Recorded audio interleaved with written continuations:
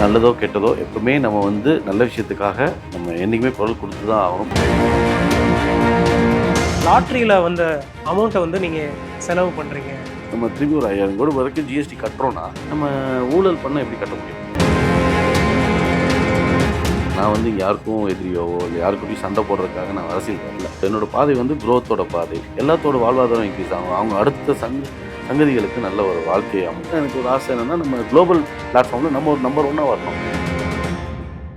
SS news நேயர்களுக்கு வணக்கம். இன்று நம்மிடையே இணைந்திருக்கக்கூடிய சிறப்பு விருந்தினர் லட்சிய ஜனநாயக கட்சியின் தலைவர் திரு ஜோஸ் சார்லஸ் மார்ட்டின் அவர்கள். அவரோட பேசலாம்.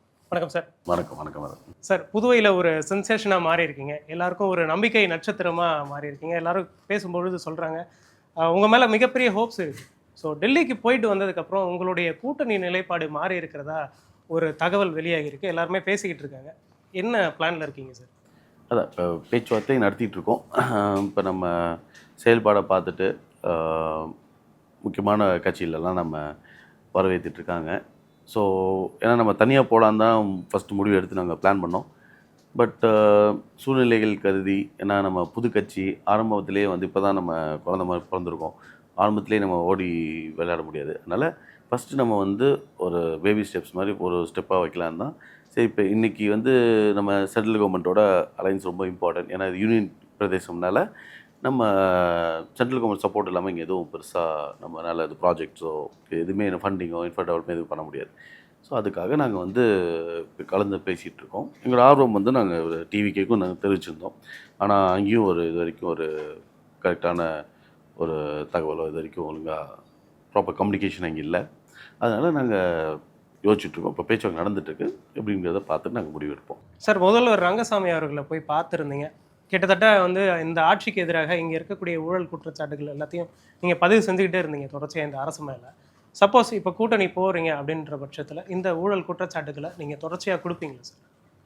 இல்லை, அது கண்டிப்பாக நம்ம எங்களுக்குன்னு ஒரு ஐடென்டிட்டி இருக்குது. நாங்கள் வந்து அந்த கட்சியில் போய் எந்த கட்சியும் நாங்கள் போய் சேரலை. நாங்கள் வந்து ஒரு கட்சியில் வந்து ஒரு என்டிஏ கூட்டணியோ இதுவும் அது வந்து அந்த கூட்டணியில் தான் நாங்கள் இருக்கோமே தவிர எங்களோட இண்டிவிஜுவல் ஐடென்டிட்டியோ இன்றைக்கி நம்மளுக்கு இருக்க பேரே வந்து நம்ம வந்து நேர்மையாக இருக்கோம். இன்றைக்கி மக்கள் வந்து நம்மளை இப்போ சப்போஸ் எந்த கூட்டணிக்கு போனாலும் ஆதரிக்கிறாங்கன்னா, ஏன்னா மக்கள் வந்து நம்ம மேலே இருக்க நம்பிக்கை, அந்த நம்பிக்கையை நம்ம என்றைக்குமே அது வீணடிக்க மாட்டோம். அதே மாதிரி அவங்களுக்கு கண்டிப்பாக நம்ம கூட வந்து குரல் கொடுத்தாகணும். ஏன்னா நல்லதோ கெட்டதோ எப்பவுமே நம்ம வந்து நல்ல விஷயத்துக்காக நம்ம என்றைக்குமே குரல் கொடுத்து தான் ஆகணும். அதனால மற்ற இவங்க சங்கடப்படுவாங்கன்னா அதை பற்றி நம்ம கவலைப்படக்கூடாது. ஏன்னா இங்கே மக்கள் சேவைக்காக வந்திருக்கோம். அதனால் மக்களுக்கு என்ன தேவையோ, மக்களுக்கு என்ன நல்லதோ, ஏன்னா அவங்க கூட வந்து நாங்கள் சண்டை போட்டு வாங்கி கொடுப்போம். அதே மாதிரி இப்போ ரீசெண்டாக பார்த்தீங்கன்னா கூட அந்த டீச்சர்ஸ் இஷ்யூ ஓடிட்டு இருந்தது. அவங்க கெஸ்ட் டீச்சர்ஸாக இருந்தாங்க. அவங்கள பெர்மனெண்ட் ஆக்காமல் இஷ்யூ ஓடிட்டு இருந்தது. அவங்ககிட்ட படித்தவங்களே நீங்கள் பார்த்தீங்கன்னா பெர்மனெண்ட் ஆகிட்டாங்க கெஸ்ட் டீச்சர்ஸ் கிட்ட. ஆனால் இவங்களுக்கு வந்து பெர்மனெண்ட் கொடுக்காம இது அலக்கடிச்சிட்டு இருந்தாங்க. அதுக்கு நாங்கள் போய் எங்கள் உட்காந்து அவங்க உண்ணாவிரத்தில் கலந்து போராடி உரிமைகளை நாங்கள் மீட்டு கொடுத்துருக்கோம். இப்போ 1 இயர் எக்ஸ்டென்ஷன் மாதிரி பேசிகிட்டு இருக்காங்க. ஸோ ஃபஸ்ட்டு இந்த மாதிரி விஷயத்துக்கு நாங்கள் எப்பவுமே என்றைக்குமே நாங்கள் குரல் கொடுத்து தான் இருப்போம். சார், அமித்ஷா உங்களுக்கு வந்து மிகப்பெரிய ப்ரெஷரை கொடுத்துருக்காரு அப்படின்னு சொல்லிட்டு எதிர்க்கட்சியான காங்கிரஸ் தரப்புலையும் திமுக தரப்புலையும் வந்து ஒரு குற்றச்சாட்டு இருக்குது. இதை நீங்கள் எப்படி பார்க்குறீங்க சார்? அன்றைக்கே சொன்னோம், நாங்கள் மேட்டலுக்கோ ஊட்டலுக்கோ நம்ம வந்து ஆளாகிறதில்ல. ஏன்னா நாங்கள் சின்ன வயசுலேருந்து வந்த விதமே நாங்கள் பண்ணுற தொழிலாக இருக்கட்டும், இதெல்லாம் வந்து ஒரு பெரிய பெரிய தலைகள் தான் பண்ணிகிட்டு இருந்தாங்க. அப்படி வந்து ஒரு தனிநபர் ஒரு லோக்கல் நம்ம தமிழ்நாட்டிலேருந்து மற்ற வெளி மாநிலங்களில் போயோ இல்லை வெளி நாட்டுகளில் போயோ நம்ம மற்ற நார்த் இந்தியன் ஸ்டேட்ஸுக்கு போய் நம்ம பண்ணுறதுங்கிறது ஒரு சாதாரணமான ஒரு விஷயம் இல்லை. அந்த மாதிரி முக்கியமான விஷயங்களே நாங்கள் வந்து ஹேண்டில் பண்ணி அவ்வளோ பெரிய விஷயத்த இது பண்ணி இன்றைக்கி அப்பாவை தான் வந்து அந்த தொழிலுக்கே வந்து ஒரு முதன்மையான இடத்துல இந்தியாவில் இருக்காருன்னா, நாங்கள் பார்க்காத மிரட்டலோ ஊட்டலோ இதெல்லாம் தாண்டி தான் நாங்கள் வந்திருக்கோமே தவிர இது யாருமே எங்களை மிரட்டியோ இது பண்ண முடியாது. நாங்கள் அந்த இடத்துலேருந்து நாங்கள் தாண்டி வந்துட்டோம். இன்னொன்று, யாருமே இப்போ பிஜேபி சாரில் வந்து யாரும் வந்து மிரட்டி இது பண்ணுறதுலாம் இல்லை. அவங்க வந்து எதாவது தப்பு பண்ணுறவங்க பயப்படலாம். நாங்கள் எங்கள் சைட்லேருந்து எங்கள் தப்பு இல்லாதுன்னா எங்களுக்கு அந்த பயம் இல்லை. நாங்கள் எங்கள் சைடில் இருந்த கிளாரிஃபிகேஷனோ எதுனா நாங்கள் எப்பவுமே கொடுத்துட்ருப்போம்.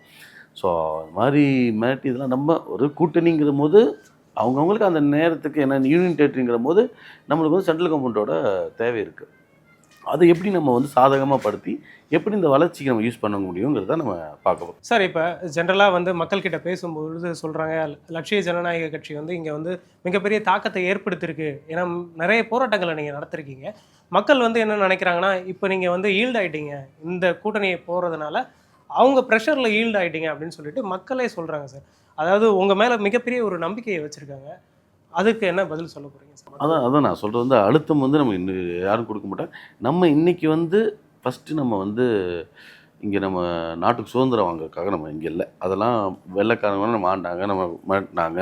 நம்மளை வந்து ஆண்டபோது நம்மளுக்கு வந்து அஃபென்சிவாக நிறைய வந்து நம்மளுக்கு உரிமைகள்லாம் மறுக்கப்பட்டு அது வந்து உண்மையாக போராடி சொன்னோம்.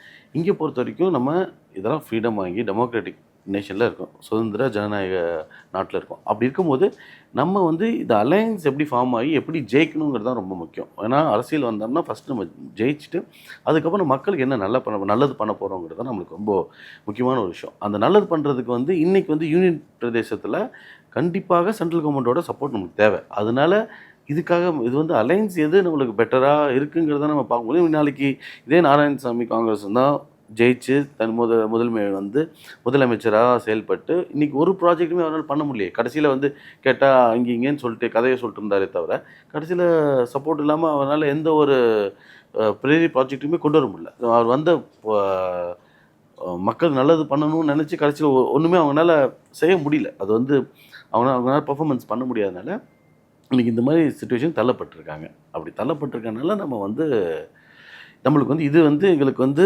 என்றைக்குமே ஒரு மக்களுக்கு என்ன நல்லதோ ப்ளஸ் நம்ம ஜெயிச்சு வந்தால் தான் மக்களுக்கு நல்லது செய்ய முடியும். ஸோ அதனால் ஜெயிச்சுட்டு மக்களுக்கு நல்லது செய்யறதுக்கு ப்ளஸ் சென்ட்ரல் கவர்மெண்ட்டும் நிறைய ஸ்கீம்ஸ் இருக்குது, நிறைய ஃபண்டிங்ஸ் இருக்குது, நிறைய ப்ராஜெக்ட்ஸ் பெண்டிங் இருக்குது. ஸோ இதெல்லாம் வந்து நம்ம ஒன்றா இருந்தால் தான் இதை சாதிக்க முடியுமே தவிர நம்ம முட்டாள்தனமாக உட்காந்துக்கிட்டு தனியாக போயோ நம்ம போராடியோ இங்கே வந்து வெல்ல முடியாது. இது வந்து அதே மாதிரி அரசியலுங்கிறது ஒரு செலவு கம்மியான ஒரு அஃபேர் இல்லை. இது வந்து பெரிய செலவு இருக்குது, இதில் வந்து பெரிய இன்வால்மெண்ட் இருக்குது. நம்ம காசை வந்து வீணடிக்கக்கூடாது.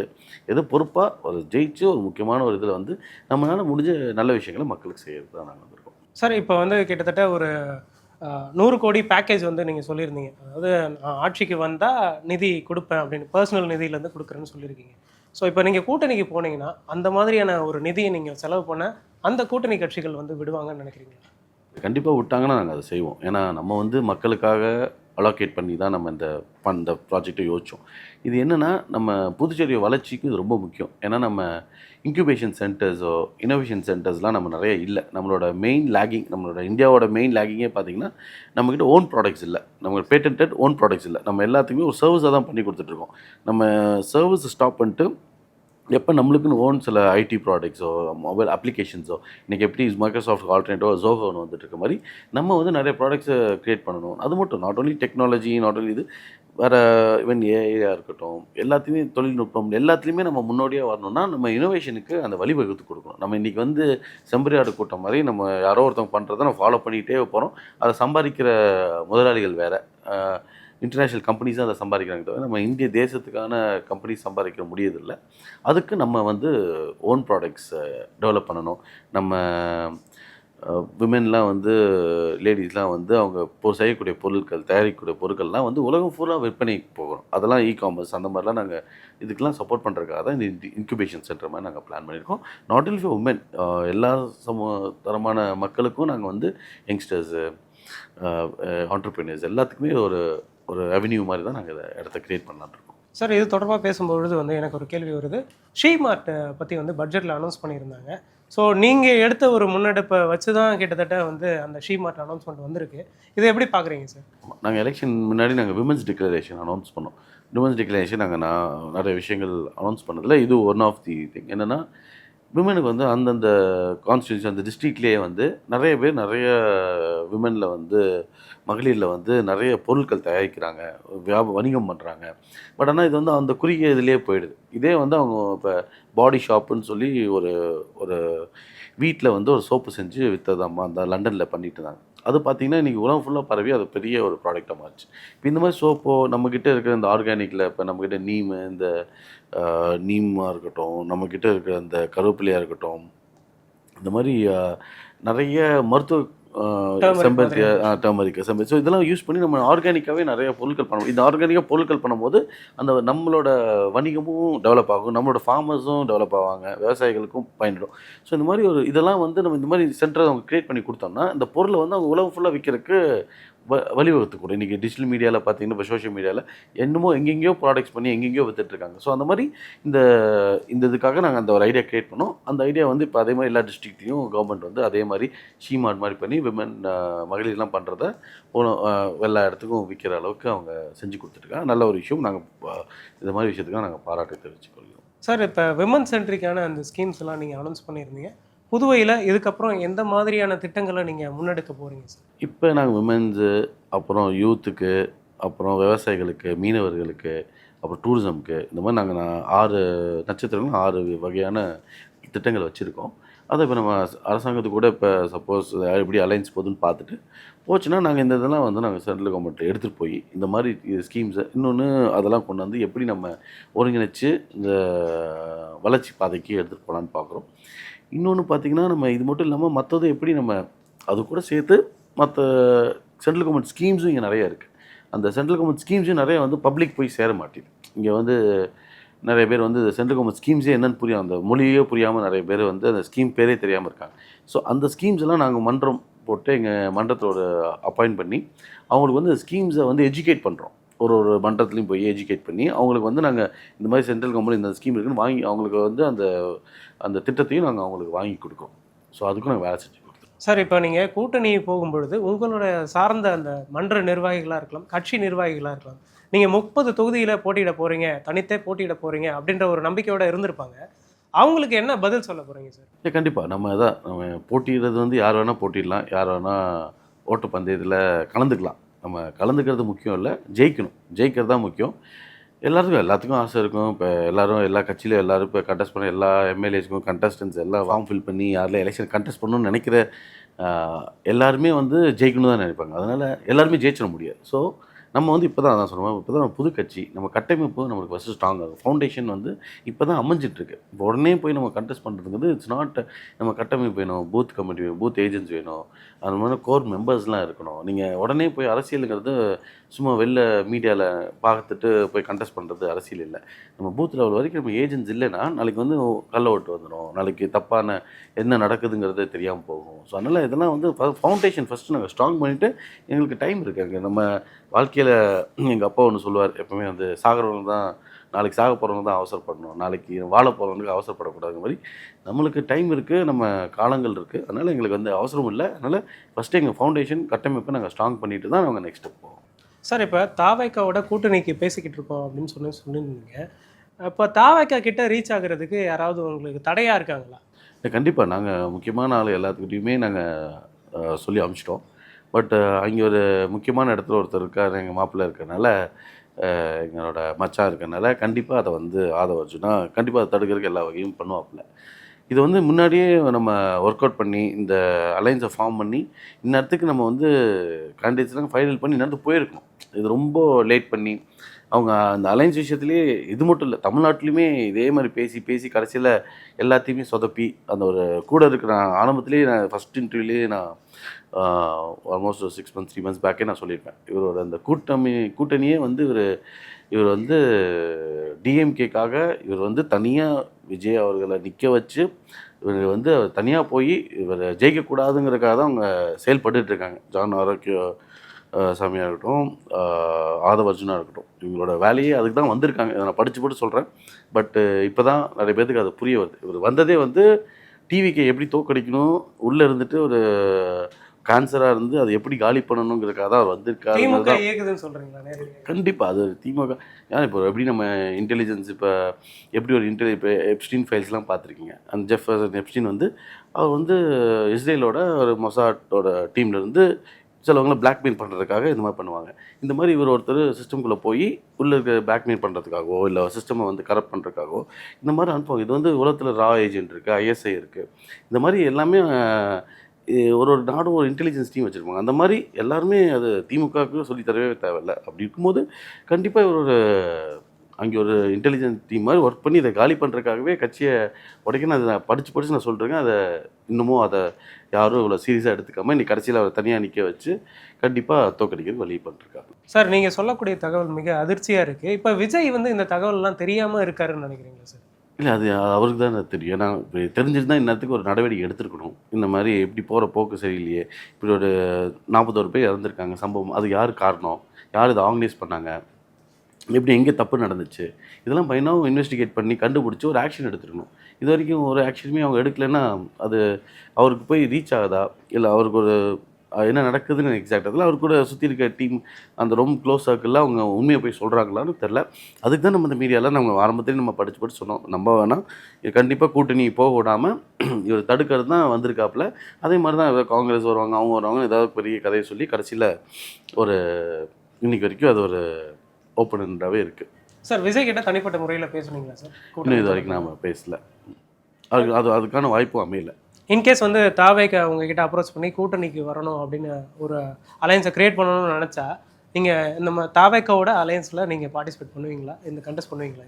இது கண்டிப்பாக அந்த இன்ட்ரெஸ்ட் இருக்குது. அது எப்படி அதான் இந்த வரைக்கும் இவ்வளோ நாள் ஆச்சு, இது வரைக்கும் ஒரு ரெஸ்பான்ஸே பண்ணல. இவங்களை இப்படி இருக்கிற ஒரு கட்சியில் போய் நம்ம எப்படி யாரை சந்திக்கிறது, யாருக்கு இதுக்கான முடிவு எடுக்கிறதுங்கிறதே தெரியாமல் சுற்றிட்டு இருக்காங்க. அது ப்ளஸ் ஆதவ அர்ஜுனா இருக்கும்போது கண்டிப்பாக இதை சுத்தமாக மற்ற கூட்டணியும் நடத்த விட மாட்டோம்ல, அது என்னோடய கூட்டணி நடத்துறதுக்கு அது எக்ஸ்ட்ரா டபுள் இன்டெலிஜென்ஸ் ஒர்க் பார்ப்பாப்புல. சார் இப்போ உங்கள் கூடயே இருக்கக்கூடிய எம்எல்ஏக்களான திரு அங்காளன் அவர்கள், திரு சிவசங்கரன் அவர்கள், அவங்க வந்து தனித்து போட்டிடுவாங்களா இல்லை எல்ஜேகே சார்பாக போட்டியிட வாய்ப்பு இருக்கா சார்? இல்லை, கண்டிப்பாக அதை கூட்டணி அமைஞ்சதுக்கப்புறம் தான் நாங்கள் எங்களோட ஆட்களுக்கெலாம் நாங்கள் எல்லாத்துக்கும் சீட்டு கேட்டு தான் இருக்கோம். கண்டிப்பாக அதெல்லாம் அந்த பேச்சுவார்த்தையில் நடக்கணும். கண்டிப்பாக எப்படி வருதுன்னு பார்க்கணும். சார் அண்மையில் வந்து திமுக எம்எல்ஏ பழனியாண்டி அவர்கள் வந்து பத்திரிகையாளர்களை தாக்கியிருந்தாங்க அப்படின்றதுனால அது தொடர்பாக நீங்கள் போராட்டம் நடத்தியிருந்தீங்க. இந்த போராட்டம் வந்து திமுக சார்ந்து எந்த ஒரு விஷயங்களும் இல்லை, குறை சொல்கிறதுக்கு எதுவும் இல்லை அப்படின்றதுனால தான் இந்த போராட்டத்தை முன்னெடுத்தீங்க அப்படின்னு சொல்லிட்டு திமுக தரப்புலையும் எதிர்கட்சிகளான காங்கிரஸ் தரப்புலையும் சொல்லப்படுது. இல்லைங்க, இப்போ திமுகன்னு எடுத்துக்கிட்டிங்கன்னா ஊழல் வந்து தலைவரிச்சு ஆடிட்டு இருக்கு. அது எல்லாருமே மீடியாவும் இன்றைக்கி வேலை போயிட்டாங்க. இப்போ நம்மளுக்கே அதனால தான் இந்த எஸ்எஸ் நியூஸோட பிறப்பும் அதோட ஒன் ஆஃப் தி ரீசன். மீடியாவே இன்றைக்கி நிறைய இடத்துல நியாயமாக இருந்திருந்தாங்கன்னா இன்றைக்கி நிறைய விஷயம் வந்து ஓப்பனாக வந்திருக்கும். இன்றைக்கி ஒன்றும் இல்லை, நாங்கள் போராடுறதே வந்து நான் அரெஸ்ட் ஆனதே என்னோடய டீமோட என்னோடய சகோதரியோட அரெஸ்ட் ஆனதே என்னென்னா, நாங்கள் வந்து ஜேர்னலிஸ்ட்டை அடிச்சிட்டாங்க, பத்திரிக்கையாளரை அடித்து அவர் எடுத்துகிட்டு போன கேமரா வச்சு அடித்து பிரச்சனை பண்ணுறாங்க. ஆனால் அதுவே இந்த மீடியாவில் வரவிடாமல் இன்றைக்கி திமுக அந்தளவுக்கு மீடியாவுக்கு காசு கொடுத்து விலைக்கு வாங்கி எல்லாத்தையும் கண்ட்ரோல் பண்ணுறாங்க. இது வந்து இது எந்த லெவலில் போய் முடியும்னு தெரியல. அதனால எந்த ஒரு கரப்ஷனோ எந்த ஒரு தீய விஷயமும் வெளில வர மாட்டேங்குது. எல்லாத்தையும் கண்ட்ரோல் பண்ணி லாக் பண்ணுறாங்க. நீங்கள் இதே இருக்கட்டும், தினகரன் ஆஃபீஸை போய் அடித்து உடச்சதாக இருக்கட்டும், அங்கே எரிச்சதாக இருக்கட்டும், இவங்களை பத்திரிகையாளருக்கு ஆரம்ப காலத்துலேருந்தே பார்த்திங்கன்னா காங்கிரஸ் டைம்லேயும் திமுக டைமில் பத்திரிகை சுதந்திரம் என்றைக்குமே இருந்தே இல்லை. என்றைக்குமே அவங்க பத்திரிகையாளரே தாக்குறாங்கன்னா ஒரு 4 pillars, one of the 4 pillars of the கான்ஸ்டியூஷனே வந்து இவங்க அட்டாக் பண்ணும்போது யார் இவங்களெல்லாம் கேட்குறதுக்கு ஆள் இல்லைன்னுங்கிற தைரியம் அந்த அளவுக்கு அவங்களுக்கு அந்த கட்டமைப்பு ரவுடிசம் குஞ்சதோ பார்த்துங்களே. எம்எல்ஏ இவங்களாம் எல்லா இடத்துலையும் அவங்க மகளிரை வந்து இழிவாக பேசுகிறது, ஒரு மகளிரை மதிக்காமல் இருக்கிறது, இவங்கெல்லாம் அதே மாதிரி டாஸ்மாகில் ஓப்பனாக ஊழல் நடந்துகிட்ருக்கு, அதை கேட்குறக்கு ஆள் இல்லை. மணல் திருட்டு நடந்துகிட்ருக்கு, பகலில் கொள்ளை நடந்துகிட்ருக்கு, அதை கேட்குறவங்கள ஆக்டிவிஸ்டெல்லாம் வெட்டி கொள்கிறாங்க, இல்லைனா ஆக்சிடென்ட் ஆன மாதிரி காட்டி கதையை முடிக்கிறாங்க. இதெல்லாம் பத்திரிகையாளர் முன்னே வரும். இன்றைக்கி நிறைய பத்திரிகையே வந்து வெளில வந்து சொல்ல மாட்டுறாங்க, உண்மையை சொல்ல மாட்டுறாங்க. லாட்ரியில் வந்த அமௌண்ட்டை வந்து நீங்கள் செலவு பண்ணுறீங்க. நாராயணசாமி அவர்கள் லஜக் அப்படின்னு சொல்லிட்டு இருக்காரு. லட்சிய ஜனநாயக கட்சி வந்து தமிழகத்தில் கால் பதிக்க வாய்ப்பு இருக்கு. முதல்வர் ரங்கசாமியை சந்திச்சிருந்தீங்க, அவர் காலெல்லாம் கொடுத்துருக்கீங்க.